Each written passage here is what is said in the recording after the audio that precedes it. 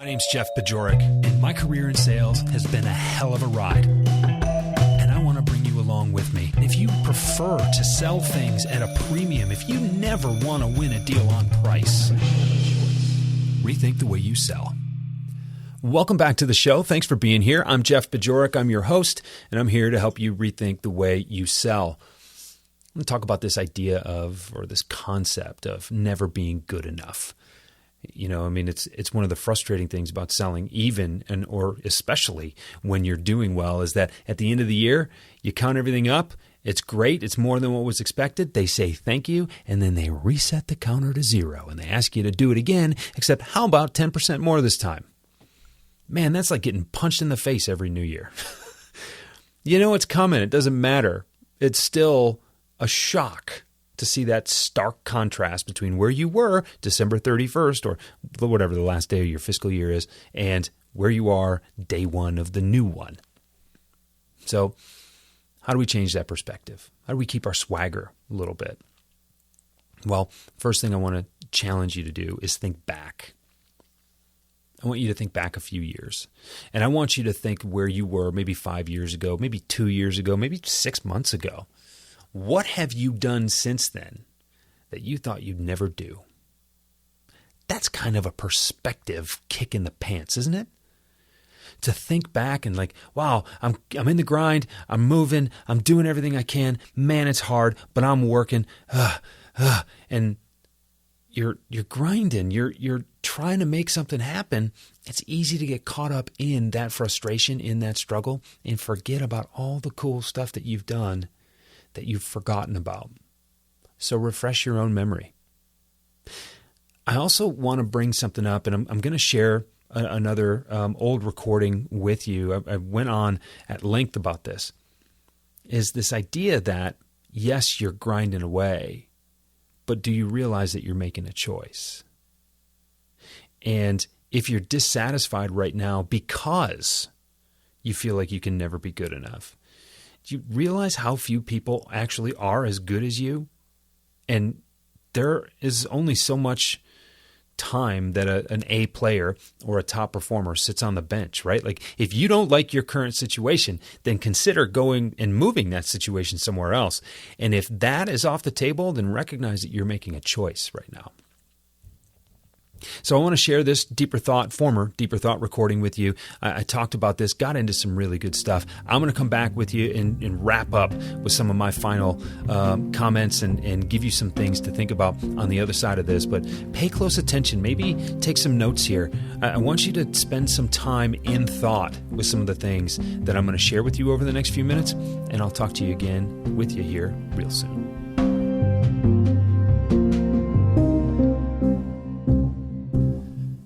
This came up in conversation yesterday, this concept that sometimes it feels like you can never be good enough in sales.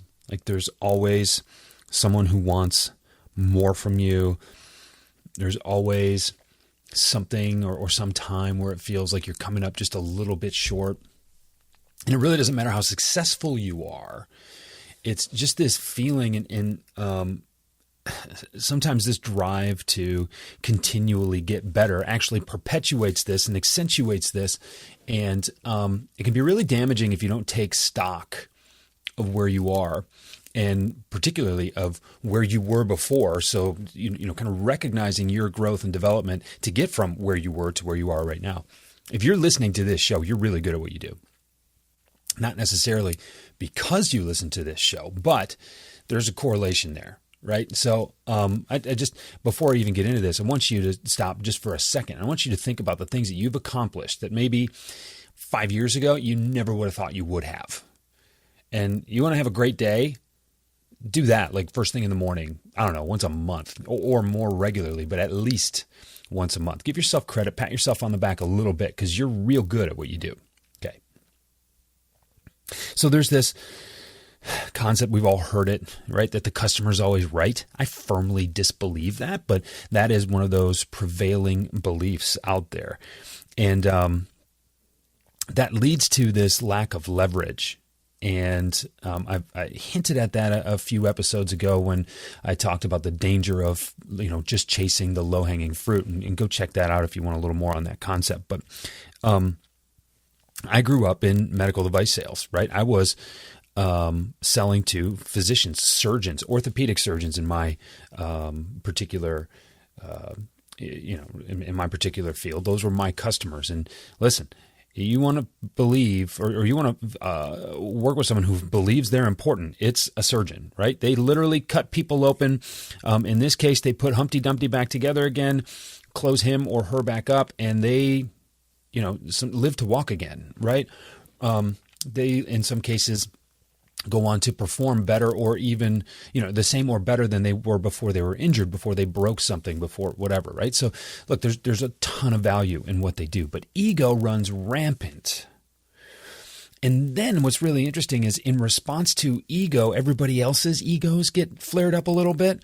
And so other people in the supply chain, other people in the operating rooms, other people in the offices, they start to treat you as less than pretty quickly. And all of this stuff starts to kind of spin almost out of control. And so you've got this concept that the customer's always right. They always need something yesterday. They're not afraid to raise their voice or not treat you well. And there's this kind of this attitude like, well, look, if you're not going to do this for us, then we'll find someone else who will. You see where this is going? I know med device is not the only place this happens. So whatever industry you're in, chances are that you're feeling something like this. And we're getting to the end of the year. There's a ton of pressure. We know COVID happened, but there are a lot of companies pretending that COVID didn't happen because their investors still demand results because, hey, the stock market's still doing well, so we need to continue to perform. I digress. You're in a cycle where it's easy to feel as if the work that you're doing, even the great work that you're doing, is unappreciated. And you know what happens? January 1st comes and the counter resets to zero. Nice work, bud. Do it again. I've felt that. I don't like it. It feels unfair because, like I said, you're an A player if you're listening to shows like this, or you're soon to be an A player if you're listening to shows like this.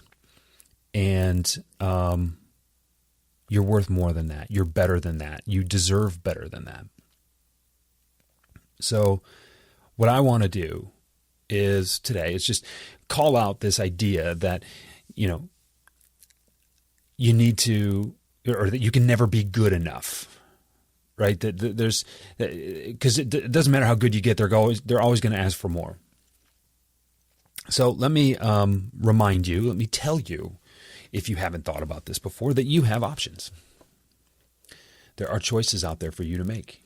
You're not stuck. Mike Weinberg likes to talk about this. There are no unemployed A players. There are not enough A players to go around. And if you're an A player, you have options. You are hireable. I was taught this early on. There is always room for good sales talent.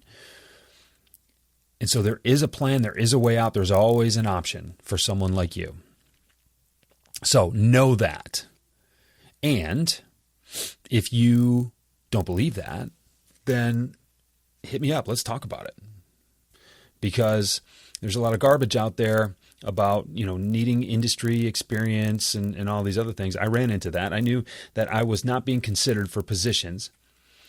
Even though were I to be hired, I would sell circles around whoever they ended up hiring, but they didn't like the look of my resume because it was too industry specific or whatever. But there are ways around that now. And there are enough people out there who can connect you with the right people who will look beyond that lack of industry experience. And they know that A players are hard to find. So there's room out there for someone like you. I also want to remind you that you don't do anything that you don't really want to do. So the entirety of your situation could be that maybe you just don't want to change. Maybe there's something about your situation that, although it is undesirable, it's still comfortable enough because it's what you're used to. And that brings up a concept here. You may be choosing to stay here, and maybe you review all your options. Maybe even though you don't like your job, you don't like the way you're treated, it feels like a rat race, you're in the hamster wheel, all that. By staying in that and choosing not to leave, you are choosing to stay. And in that, it is a choice. And so maybe you don't need to change the way you feel about your situation. You just need to change the way you feel about your choice to stay in that situation. For example, both my parents retired within the last 10 years. My dad a little bit sooner than my mom, but both of them retired about a year or so after they were told they could retire. So it's really interesting is both my parents, they would lament going to work the last few years. It's just tough. You're getting tired. They both had tough jobs. They were both, to a certain extent, underappreciated in their roles. It's a very good analogy here. And they were told that they could retire. And in this case, they both had the same financial advisor too. So, their advisor said, look, you can hang it up tomorrow if you want. You're good. Based on all the calculations, being a little bit conservative, everything, you're good to go if you didn't want to go to work tomorrow. You know what they did? They kept going to work.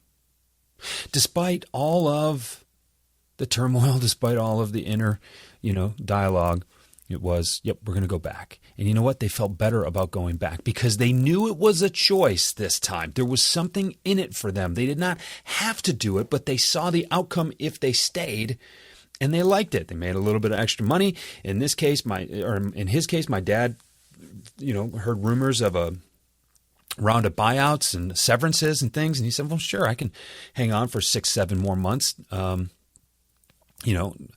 Do the work, get paid for the work, and then collect a buyout without having to work. That's a good deal. Cool. That's quite nice.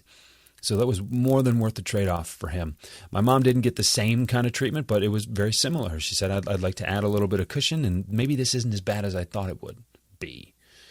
And so she did the same. So it's just really interesting when you make the choice. So look, is your situation so bad that you need to leave and you're afraid to? Or is your situation really something that's easy to complain about because your colleagues are complaining about it, but as soon as you recognize that you're making a choice to do it, it feels better? When I look to get out of my situation, it took someone from a third-party point of view to say, what you're being asked to do is unreasonable, right? And I said, well, no, you just don't understand. This is how it is. And she said, from where I'm standing, it sounds completely unreasonable. And that was the light bulb for me that I knew I could look somewhere else.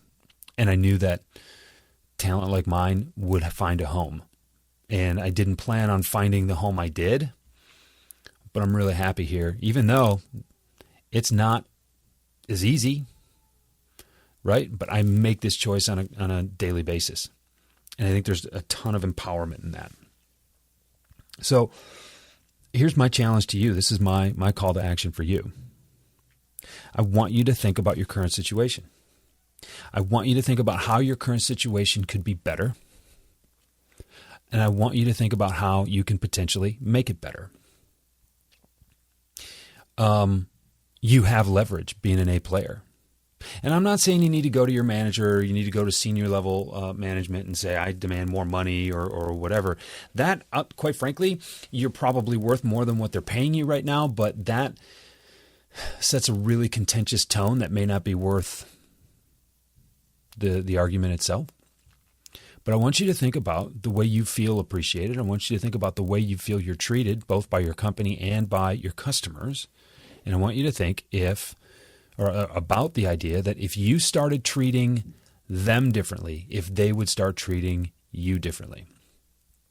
And I'll parlay that into another concept, and I'll finish with a story.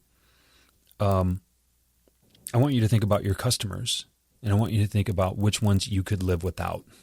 Or I want you to think about the customers that you feel you have to have because you have a revenue number to keep.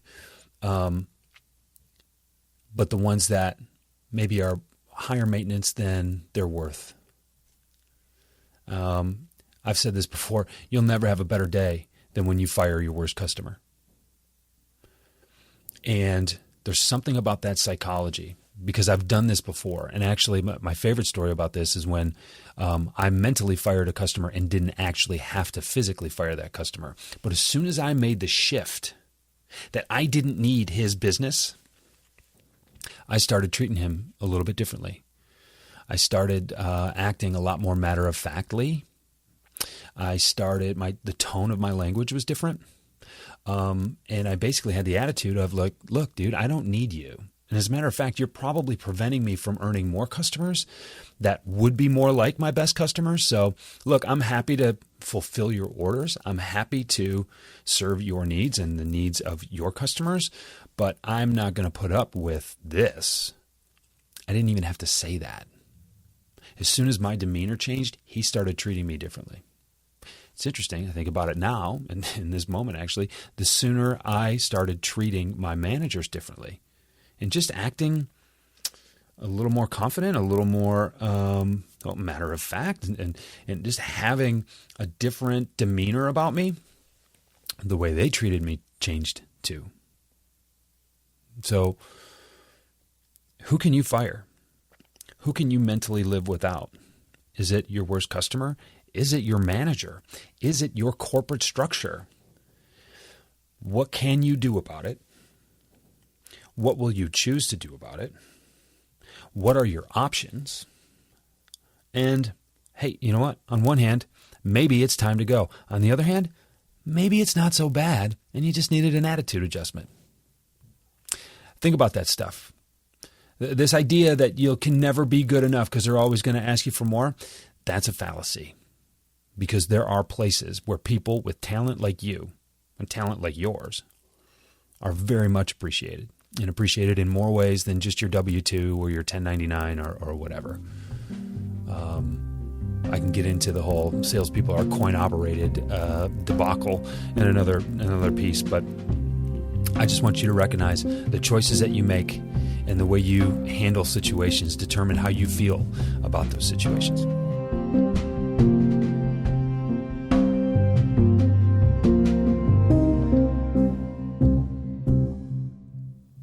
Well, what do you think? I want you to find a spot, find a pad, find a pen. I'm going to ask you a few questions here. I'd like you to write about them. I'd like you to think while you write. And this may turn into a 5-minute exercise. This could turn into a 25-minute exercise. I want you to give these questions the space they need. Okay, that's all I'm going to ask for from you. But your current situation right now, how could it be better? What would make it better? Can you make it better yourself? What can you do to make it better? What are your other options? Sometimes you don't recognize what your options are until you sit down and think about them, or until somebody on a podcast asks you to stop and think about them. But as soon as you recognize that you have options, things get a whole lot better. You recognize that the choices you make are purposeful. And even if you're choosing not to choose, you're still making a choice. Right? The status quo is a choice. We don't like to think about it that way, but it is a choice. And when you know that you're actively choosing the status quo, it's because you believe that that is the best option for you right now. And when you think that something that you maybe aren't that enthused about, when you recognize that that is actually your best option, well, it changes things for you a little bit, doesn't it? The choices you make determine how you feel about the things that you do. So just get in touch. Be a little more mindful about the things you do every day. Be a little bit more mindful about the choices that you make for yourself, professionally, personally, with your family, all those things. It's going to make a big impact. So I don't have much more to say about this. I think the questions that I've just asked you are pretty impactful, pretty profound. I'd be curious to hear what you come up with. And if you're stumped with any of them, look, reach out. You know how to get a hold of me. Let's walk through this stuff. Let's talk through this stuff. If you really feel like you're stuck, well, reach out and let me see if I can't help unstick you, or at least give you a little bit different perspective. I'm not going to change your mind on anything, but I will give you options and ways of looking at stuff that you hadn't considered before. And if I don't hear from you, I hope you hear from me in another couple days when the next episode comes out. Thanks for being here. Again, you have a ton of choices. You're choosing me. I can't tell you how humbled I am by that. I really appreciate that, and I hope to be able to talk to you again very soon.